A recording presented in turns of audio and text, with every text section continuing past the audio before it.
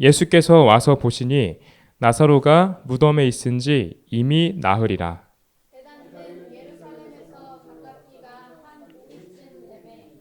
많은 유대인이 마르다와 마리아에게 그 오라비의 일로 위문하러 왔더니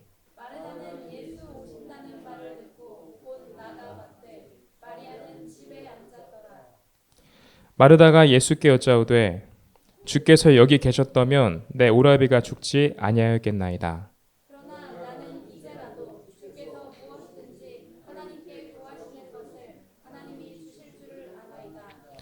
예수께서 가라사대 내 오라비가 다시 살리라.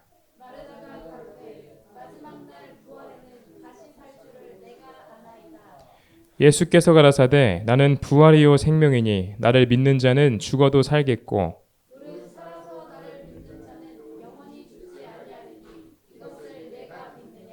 가로되 주여 그러하외다. 주는 그리스도시요 세상에 오시는 하나님의 아들이신 줄 내가 믿나이다.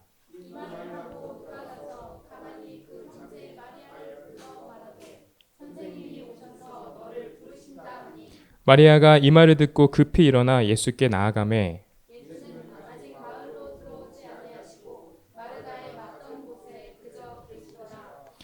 마리아와 함께 집에 있어 위로하던 유대인들은 그의 급히 일어나 나가는 것을 보고 곡하러 무덤에 가는 줄로 생각하고 따라가더니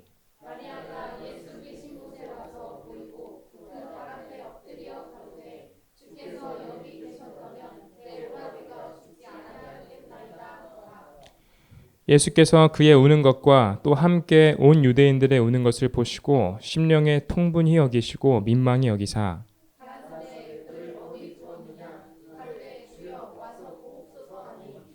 예수께서 눈물을 흘리시더라.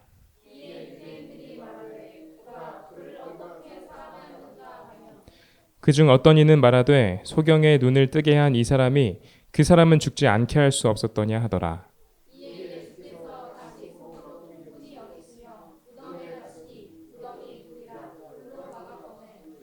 예수께서 가라사대 돌을 옮겨 놓으라 하시니 그 죽은 자의 누이 마르다가 가로되 주여 죽은 지가 나흘이 되었음에 벌써 냄새가 나나이다.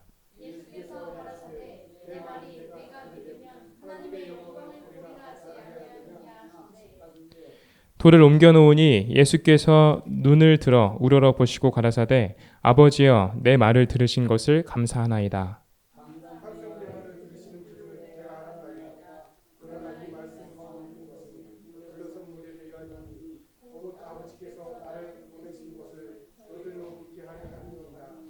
이 말씀을 하시고 큰 소리로 나사로야 나오라 부르시니 다 같이 죽은 자가 수족을 배로 동인 채로 나오는데 그 얼굴은 수건에 쌓였더라. 예수께서 가라사대 풀어놓아 다니게 하라 하시니라. 아멘. 할렐루야. 예수 이름으로 저희 이 자리에 모여서 함께 은혜를 나눌 수 있는 것이 저희 삶의 가장 큰 축복인 줄 믿습니다. 제가 오늘 갑자기 말씀을 전하게 됐습니다. 그래서 갑자기 말씀을 맡게 됐지만 변함없이 제가 전할 것은 딱 한 가지밖에 없습니다. 예수님이십니다.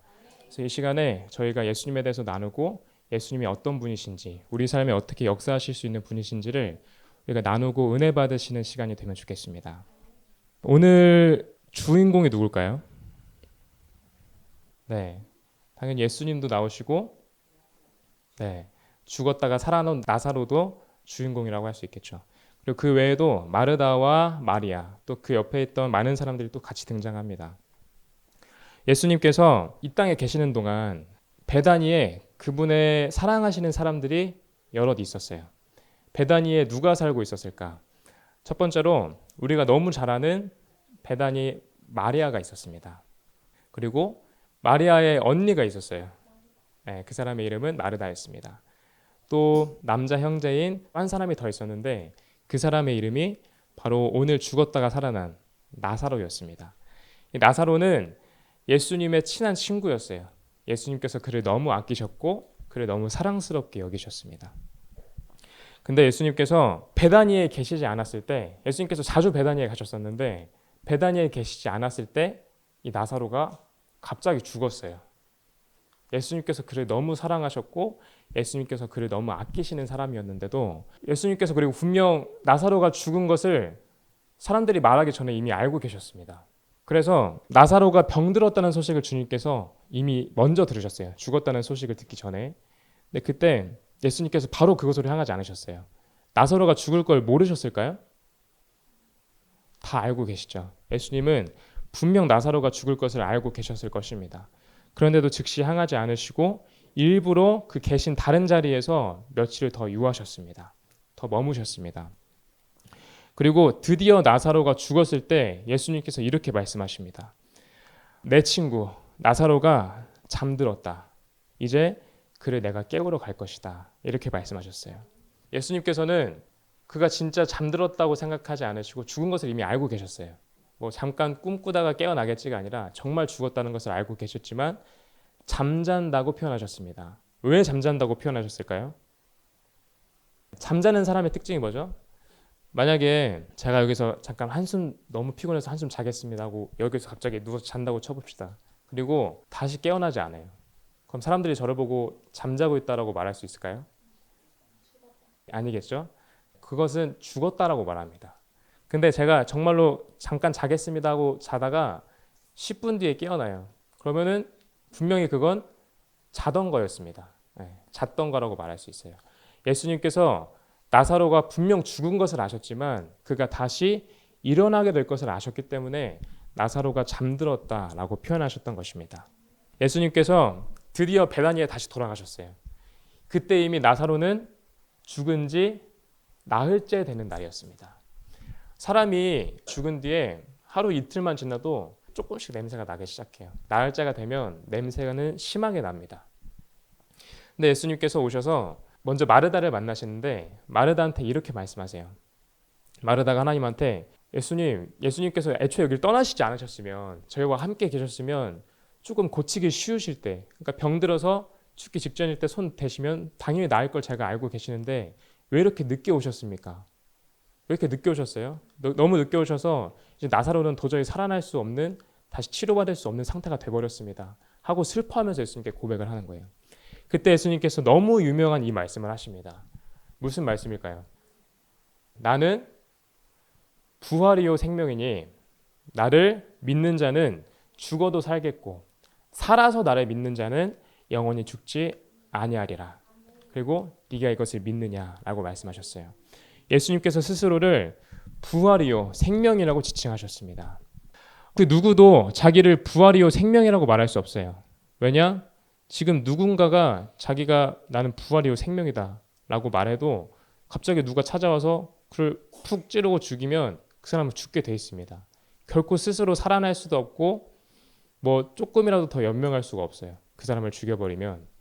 근데 예수님은 담대하게 스스로 부활이요 생명이라고 말씀하셨고 그 일을 분명 이루셨습니다.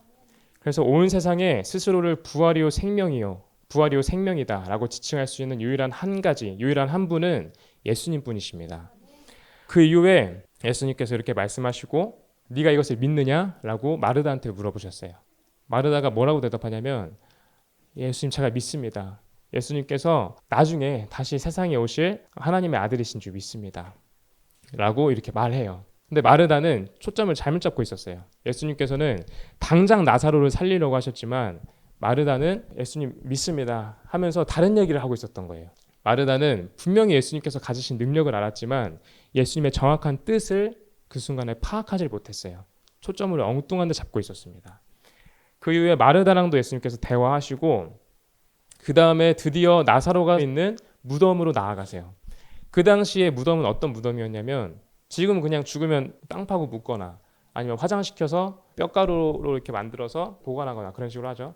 이 당시에는 돌무덤이었습니다. 굴이 있으면 거기다가 시체를 매장하고 거기 앞을 큰 돌로 이렇게 굴려서 막아놔요. 바위로. 그러면은 웬만해서 다시 열 수가 없어요. 너무 무거운 돌문이기 때문에 그렇게 사람을 매장해 놨었습니다. 근데 예수님께서 무덤에 나아가시는데 무덤에 나아가시기 전에 나사로가 죽은 걸 너무 슬퍼하는 사람들이 많았어요. 나사로가 생전에 너무 좋은 인격을 가진 사람이고 너무 좋은 성품을 가진 사람이었기 때문에 그는 어딜 가나 사람들한테 사랑받는 사람이었어요. 그렇기 때문에 그가 죽었을 때도 당연히 잘 죽었다가 아니라 너무 그의 죽음을 슬퍼하는 사람들이 많이 찾아왔습니다. 그리고 막 엉엉 울면서 곡을 하면서 그의 죽음을 슬퍼했어요. 근데 예수님께서 그걸 보실 때 참 너희들이 친구의 죽음을 안타깝게 생각하는구나. 그래 너희들 마음이 착하다. 라고 말씀하지 않으시고 성경에서 어떻게 표현하냐면 그걸 보고 너무 통분히 여기셨다고 말씀하셨어요. 통분히 여기시고 민망히 여기셨다라고 말씀하셨습니다.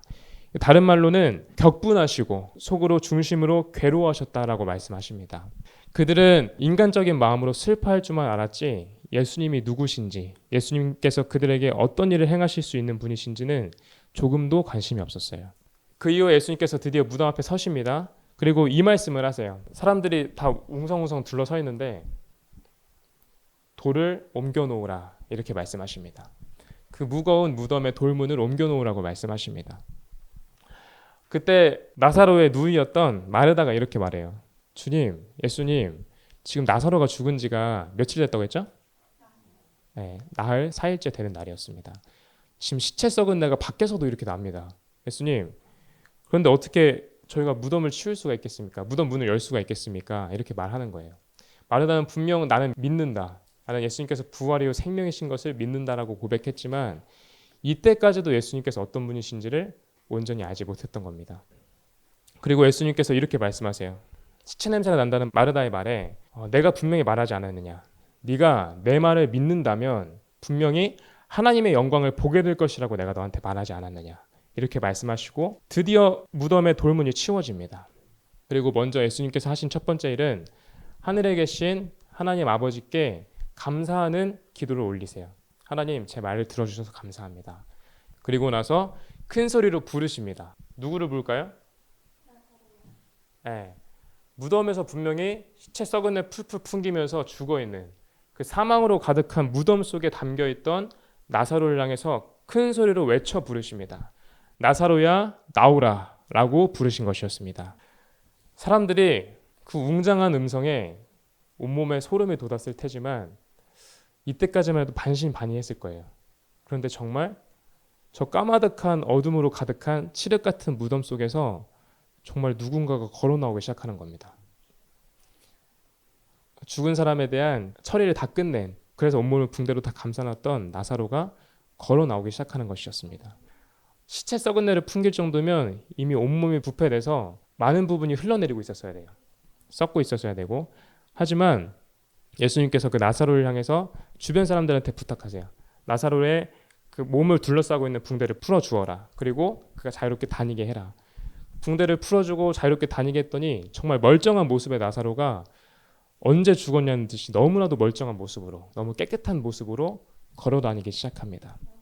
이게 예수님께서 말씀하신 말씀의 실제였습니다. 예수님께서는 담대하게 말씀하시고 대충 둘러대고 끝내는 분이 아니시라 정말 나는 부활이요 생명이니 나를 믿는 자는 죽어도 살리라 라고 말씀하신 그 말씀대로 정말 예수를 믿었던 나사로를 바로 살려내신 분이셨습니다.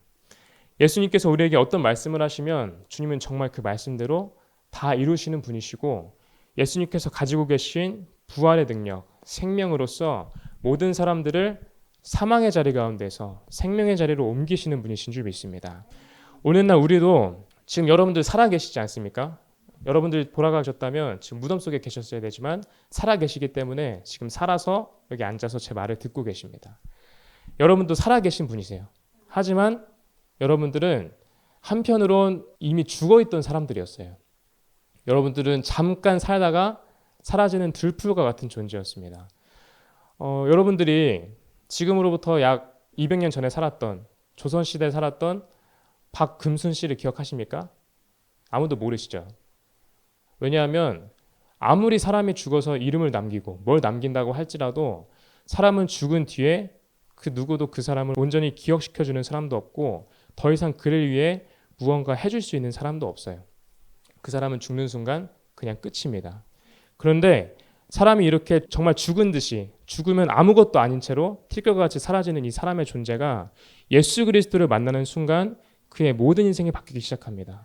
그는 더 이상 잠깐 찰나의 순간 살다가 죽어서 사라질 존재가 아니라 이제는 영원히 영원히 세상에서 가장 찬란하고 아름답고 영광스러운 천국에서 살 수 있는 존재가 됩니다. 이것은 사람의 공로로 된 것이 아닙니다. 내가 착한 일을 해서 주변 사람들한테 선한 일을 베풀어서 지나가는 할머니를 도와드려서 쓰레기를 주워서 행해지는 일이 아니라 순전히 예수님께서 원래 죽었어야 될 나를 대신해서 죽으시고 나를 대신해서 영원히 다시 사셨기 때문에 예수님으로 말미암아 우리가 예수님을 믿기만 하면 그 속으로 들어가서 우리도 마찬가지로 죽지 않고 영원히 살 수 있게 되는 것입니다. 또 우리는 여전히 예수를 믿기 전이나 예수를 믿고 난 뒤에나 우리의 존재, 우리의 생명은 영원한 생명으로 교체됐어요. 하지만 우리의 삶 가운데 여전히 수많은 무덤들이 존재합니다. 우리는 분명히 죽으면 천국 갈 사람들이 됐지만 우리의 삶 가운데 우리의 사업과 가정, 이 모든 생활의 구석구석에 사망으로 가득 찬 부분이 분명히 존재하게 됩니다. 우리는 분명히 예수를 믿었고 우리의 삶은 바뀌어야 마땅한데 여전히 썩은 내가 풀풀 나고 어둠이 가득하고 더 이상 손댈 수가 없을 정도로 손상된 부분들이 생기기 시작해요. 내 힘으로 애써서 그것들을 복구하려고 하고 그것들을 회복시키려고 했지만 사업이든 가정이든 어떤 부분도 내 힘으로 일으킬 수 없음을 갈수록 절실히 깨닫게 됩니다. 처음에는 조금 내가 어떻게 손대면 괜찮아질 수 있겠지. 내가 어떻게 손대면 조금 더 나아질 수 있겠지. 다른 사람들처럼 좀 행복해 보이는 저 사람처럼 나도 좀 살 수 있겠다라고 소망을 가지고 뭐라도 해보고 작전을 짜서 이것저것 다 시도해보지만 결국 우리에게 남는 것은 무엇뿐이냐? 바로 시체 썩은 내뿐입니다. 사망의 냄새만 우리의 삶에 가득하게 되어버렸어요. 이런 일이 왜 일어났습니까? 우리가 예수를 믿어도 이런 일이 계속되는 것, 우리의 가정이 바뀌지 않고 우리가 어디에서도 쉼을 얻을 수가 없고 우리가 사업으로 나가서도 우리가 손을 대는 것마다 무너지고 아무것도 이룰 수 없게 되는 이유는 우리가 그 사망으로 가득 찬 그 무덤 앞에서 예수님을 향해 우리의 무덤문을 열어드리지 않았기 때문입니다. 예수님께서 우리에게 찾아오셨을 때 우리는 분명 마음의 문을 열어서 우리의 중심에 예수님을 받아들였어요. 그래서 우리는 영원히 살 수 있는 존재가 됐습니다. 하지만 그 이후에도 우리의 삶에는 예수님을 향해서 열어드려야 할 사망의 문, 무덤의 문이 여전히 너무나도 많이 남아 있습니다. 그것들은 결코 우리의 힘이나 우리의 의지, 우리의 전략으로 해결할 수 없는 문제들이에요. 우리의 힘이나 의지로 할 수 없는데 계속 우리의 힘이나 의지로 하려고 하니까 우리 자신도 점점 쇠퇴하게 되고 할 힘이나 의지가 사라지게 되고 처음에는 할 수 있다는 소망과 희망으로 가득 찬 우리였는데 점점 이건 해도 안 되네. 이건 아무리 손대도 안 된다. 이건 그냥 네 탓이야. 다른 놈들 탓이야. 라고 남 탓으로 돌리면서 그렇게 허망함과 허무함과 절망감 가운데 우리의 삶의 그 무덤들을 문 닫아놓고 모른 척하기 시작합니다.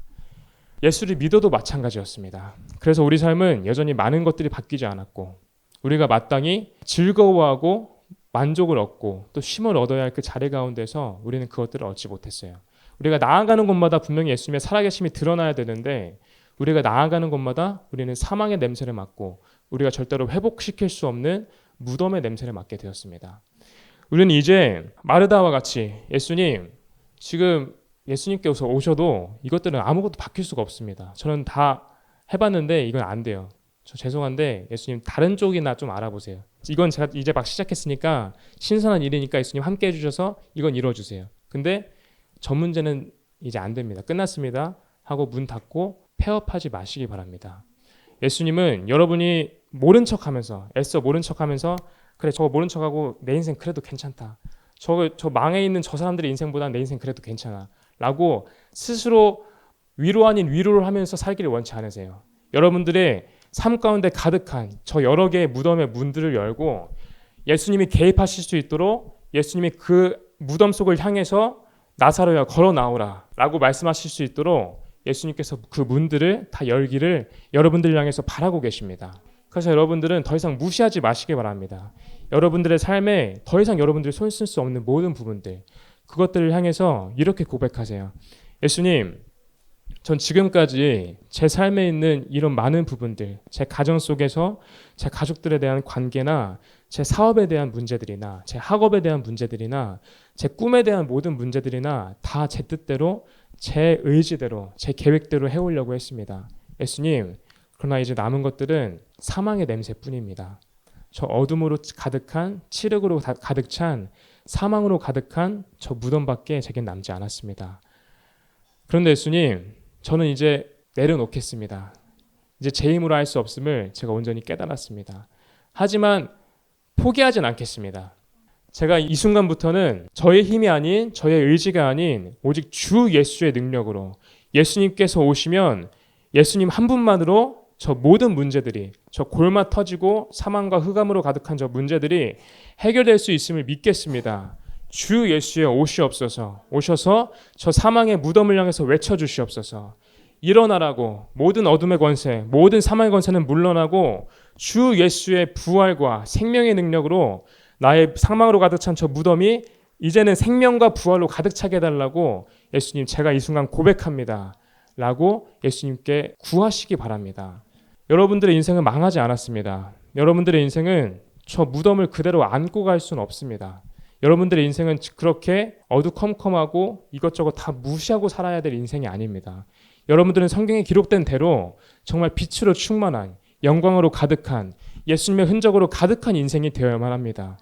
그러니 여러분들 이제는 더 이상 포기하지 마시고 모른 채 하지 마시고 무시하지 마시고 부활이요 생명이신 주 예수님께 모든 것을 맡기시고 예수님께 간구하는 기도의 끈을 놓지 마시기 바랍니다.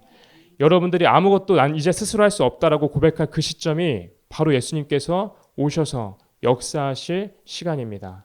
그것을 기억하시고 모든 것을 다 힘을 푸셔서 내려놓으시고 예수님께 온전히 내어놓으시길 바랍니다. 예수님께 모든 것을 맡기시는 여러분들이 다 되시길 이 시간 사랑하는 예수님의 이름으로 축복하고 축원합니다. 주님을 찬양합니다.